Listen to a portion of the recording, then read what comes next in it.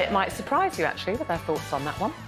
Also, Big Designers, you have 4 hours to impress with your dress, and your time starts now. Big Brothers AJ Dudu and Vernon Kay are here.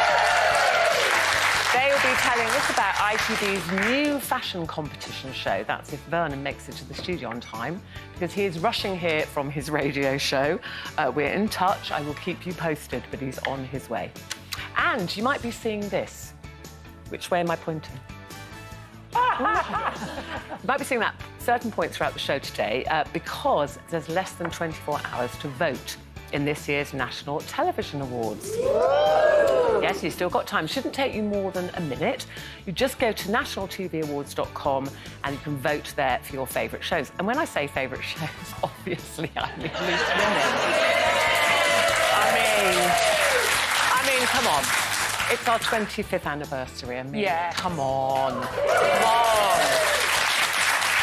Surely it's got to be our year. Not that I'm trying to sway you. Of course, you can vote for any show you like. Anyway, OK, let's get to the news. The news across all the front pages, all the headlines, everything today.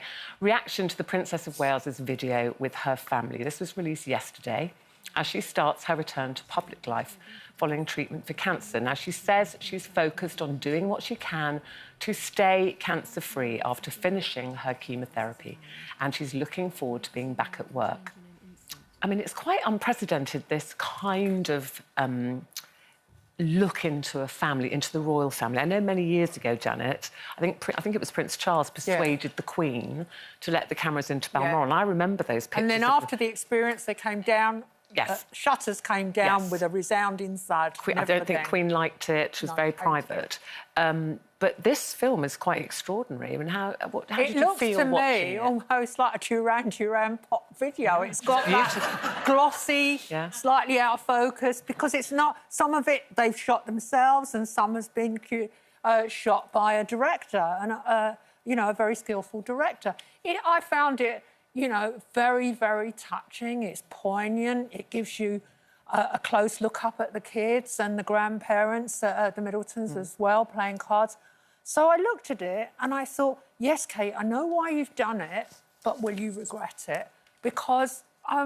why would she regret it? Because she's allowed access and images that perhaps in the future at some point she might want more privacy. But I think she and William have decided that they live in the age of social media. Everybody's obsessed about what's been wrong with her and when she's going back to work.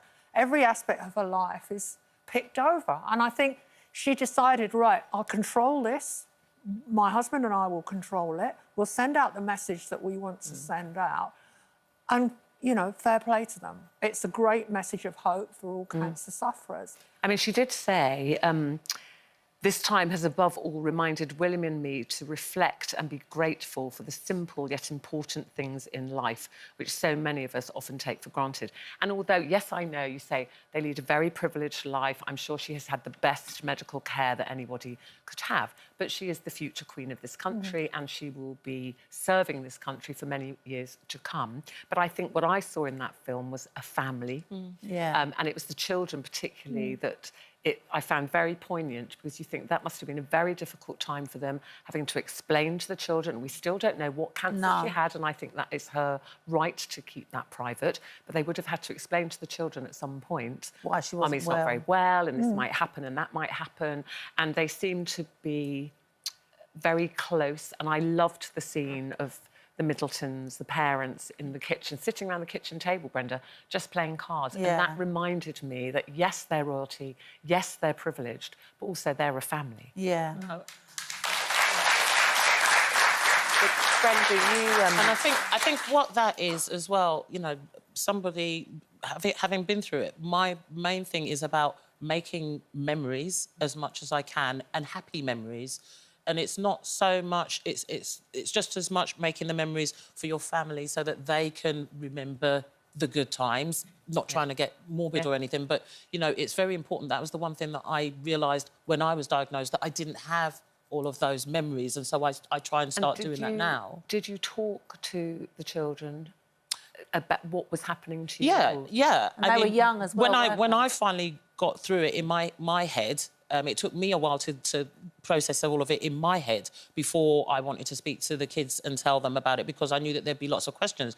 And I'm just looking at Kate, and her kids are much younger than what Jamal and Tanisha were, and I can just imagine the horror that she's feeling while she's trying to tell them what she's telling them and not actually knowing. It's the uncertainty of everything. Just because, you know, I might be cancer-free for 9 years, but that doesn't mean that I'm free, you know. But it is such a vulnerable time, and it is such a vulnerable moment that you just want to, as she said, live each day as it comes. Well, she does say that, yeah.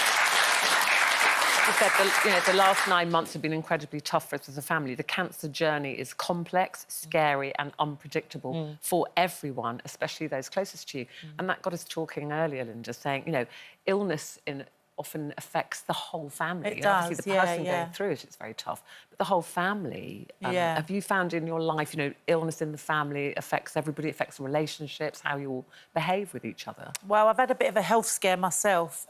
So quite a few years ago, I had gallstones and they damaged my pancreas.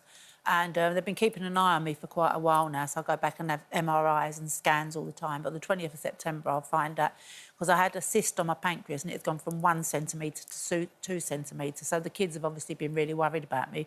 So this is happening right now to Yeah, you, if it is bad, then they're going to have to remove my pancreas, which means I'll then be a diabetic.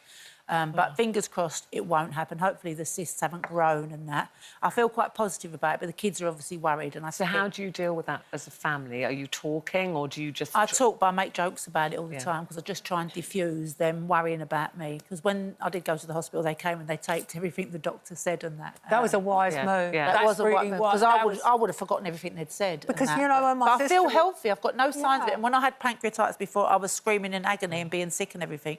So hopefully it stayed the same size and then I won't have to have the operation. I know when Peter was diagnosed with skin cancer, he didn't want to tell anybody, and I thought it was terrible. This is my partner. I felt that it was... he was very reluctant to tell anyone what he was going through, all his cancer treatment. And I understand that he didn't want to talk about it all the time, but it was difficult. And it was difficult for me to be the only one that knew, and that... But when my sister had lung cancer, she didn't really tell me till it was well advanced.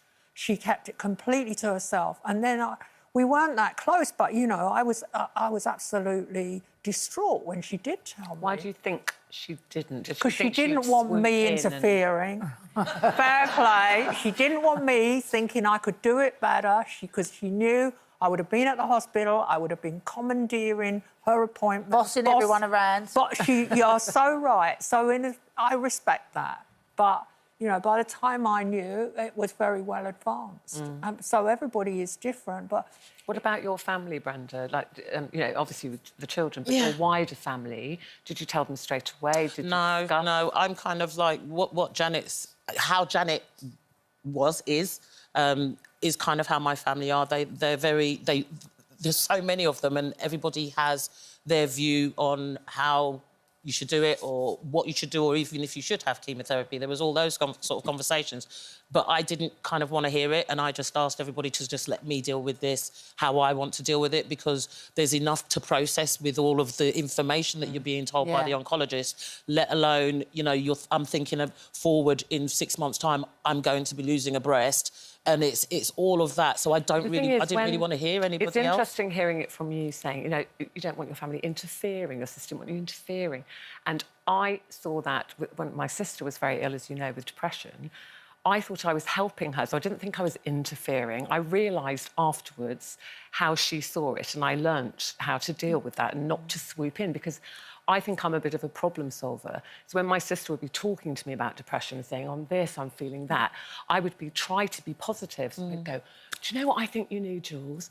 I think meditation, you need to calm and think. So then I would research it. I would send her things. I would book appointments and say, I'll take you. And I realise now it's actually, I was smothering her with... you know, thinking I was helping. And With it's actually kindness, Stephen really. Fry. I heard Stephen Fry in an interview talking about depression, and he said, sometimes we just want you to listen. Yeah. You can't solve it. We don't need you to solve it sometimes. We just need you to listen. Yeah. And that was a big lesson to me after that, was just listen to your sister. Don't helicopter in, Yeah. swoosh in and think... I have 'cause to it's restrain her. myself Yeah. with Peter. We have to restrain you. Yeah. I mean well. Yeah.